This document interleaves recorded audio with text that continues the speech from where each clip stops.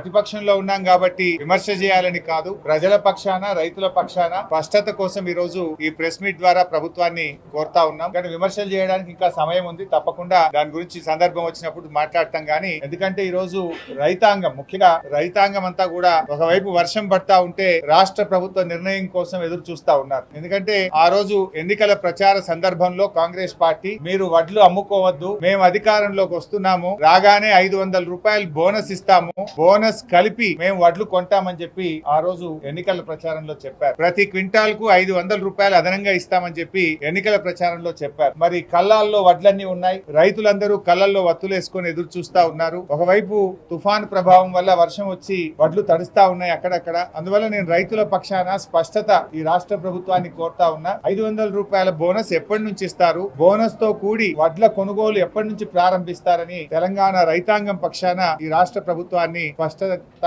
అడుగుతా ఉన్నాం. రెండవ విషయం, ఆ రోజు రైతు బంధు విషయంలో ఇదే కాంగ్రెస్ పార్టీ నాయకులు మేము అధికారంలోకి వస్తే రైతు బంధు 15,000 రూపాయలు ఇస్తాం, ఇప్పుడు కేసీఆర్ గారు రైతు బంధు ఇస్తే 10,000 రూపాయలే వస్తాయి, రైతులకు నష్టం అవుతుంది, డిసెంబర్ 9వ తేదీన మేము 15,000 రూపాయల చొప్పున రైతు బంధు డబ్బులు వేస్తామని ఆ రోజు ఎన్నికల ప్రచారంలో చెప్పారు. మరి కొన్ని చోట్ల ఇప్పటికే రాష్ట్రంలో యాసంగి పంట పనులు ప్రారంభమయ్యాయి. గత 7-8 ఏళ్లు మేము రైతు బంధు ఎప్పుడు వేసినా కూడా నవంబర్ ఎండింగ్ లో, డిసెంబర్ మొదటి వారంలో యాసంగి పంట రైతు బంధు డబ్బులు కేసీఆర్ గారు ఇచ్చారు. మరి ఈ రోజు మీరు ప్రజలకు ఇచ్చిన మాట ప్రకారంగా డిసెంబర్ 9వ తేదీన 15,000 రూపాయల చొప్పున రైతు బంధు డబ్బులు వేస్తామన్నారు. ఇవాళ డిసెంబర్ 9వ తేదీ. మీరు ఏదైనా ప్రకటన చేస్తారనుకుంటే రైతుల విషయం మీద ఎలాంటి ప్రకటన ఇవ్వలేదు. 15,000 రూపాయల చొప్పున అంటే యాసంగి పంటకు ఎకరానికి 7,500 రూపాయల చొప్పున రైతులకు డబ్బులు ఇవ్వాలి. మీరు ప్రజలకు మాట ఇచ్చున్నారు, డిసెంబర్ 9వ తేదీన 15,000 చొప్పున రైతు బంధు డబ్బులు బ్యాంకుల్లో వేస్తామని ప్రజలకు మాట ఇచ్చారు. మరి ఈ రోజు డిసెంబర్ 9వ తేదీ రైతులందరూ కూడా ఎదురు చూస్తా ఉన్నారు. ప్రజలకు ఇచ్చిన మాట, రైతులకు ఇచ్చిన మాట ప్రకారంగా రైతు బంధు డబ్బులు ఎప్పటి నుంచి వేస్తారో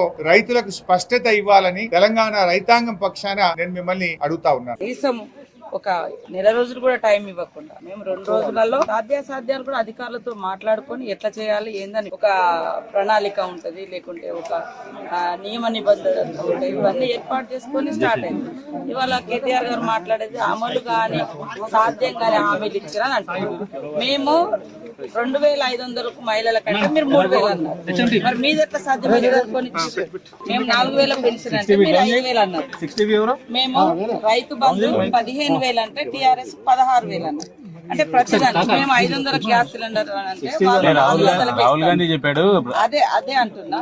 మేము ఒక్కొక్కటి చేసుకుంటాం. 100 రోజులలో ప్రతి హామీని కూడా అమలు చేస్తాం అనేది మా మేనిఫెస్టోలో పెట్టినటువంటి విషయం. అదే కాకుండా ఇప్పుడు ఏంటంటే వాళ్ళ యొక్క డొల్లతనం, వాళ్ళ యొక్క లోపభూయిష్టమైనటువంటి పరిపాలన ప్రజలకు తెలుస్తుంది కాబట్టి ఎదురు దాడి చేసేటం. ప్రజలు ఎవరు ఇంకా ప్రశ్నించే, ఎందుకంటే ప్రజలు ఆలోచిస్తున్నారు ఏం జరిగిందో అసలు బయటికి రావాలి ఇన్నాళ్ళు, దాని మీద ఈ ప్రభుత్వం ఎలా రియాక్ట్ అవుతుంది అనేది కూడా చూస్తా ఉన్నారు. ఇప్పుడే అమలు గాని హామీలు అంటే మేము అంటున్నాం, అదే మేము ఇచ్చిన దానికంటే ఇంకొక 1,000-2,000 మీరు పెంచుకుంటేనే ఇచ్చారు. మరి మీరు ఎట్లా అమలు చేస్తాం అనుకుని హామీ ఇచ్చారు.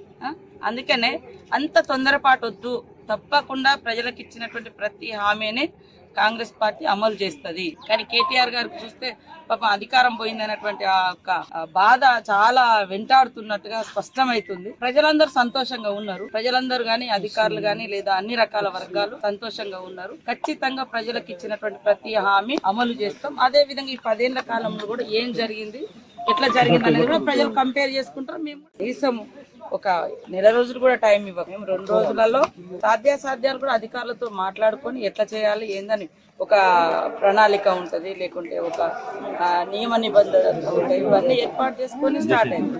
ఇవాళ కేటీఆర్ గారు మాట్లాడేది అమలు గాని సాధ్యం గాని హామీలు ఇచ్చారని అంటున్నారు. మేము 2,500 మహిళల కంటే మీరు 3,000 అన్నారు. మరి మీది ఎట్లా సాధ్యమైంది అనుకోని మేము 4,000 పెన్షన్ అంటే మేము 4,000 పెన్షన్ అంటే మీరు 5,000 అన్నారు. మేము రైతు బంధు 15,000 అంటే టీఆర్ఎస్ 16,000 అన్నారు. అంటే ప్రతి మేము 500 గ్యాస్ సిలిండర్ అంటే అదే అంటున్నా. మేము ఒక్కొక్కటి చేసుకుంటాం. 100 రోజులలో ప్రతి హామీని కూడా అమలు చేస్తాం అనేది మా మేనిఫెస్టోలో పెట్టినటువంటి విషయం. అదే కాకుండా ఇప్పుడు ఏంటంటే వాళ్ళ యొక్క డొల్లతనం, వాళ్ళ యొక్క లోపభూయిష్టమైనటువంటి పరిపాలన ప్రజలకు తెలుస్తుంది కాబట్టి ఎదురు దాడి చేసేటం. ప్రజలు ఎవరు ఇంకా ప్రశ్నించే, ఎందుకంటే ప్రజలు ఆలోచిస్తున్నారు ఏం జరిగిందో అసలు బయటికి బయటికి రావాలి ఇన్నాళ్ళు. దాని మీద ఈ ప్రభుత్వం ఎలా రియాక్ట్ అవుతుంది అనేది కూడా చూస్తా ఉన్నాం. ఇప్పుడే అమలు గాని హామీలు అంటే మేము అంటున్నాం, అదే మేము ఇచ్చిన దానికంటే ఇంకొక 1000-2000 మీరు పెంచుకుంటేనే ఇచ్చారు. మరి మీరు ఎట్లా అమలు చేస్తాం అనుకుని హామీ ఇచ్చారు? అందుకనే అంత తొందరపాటు వద్దు.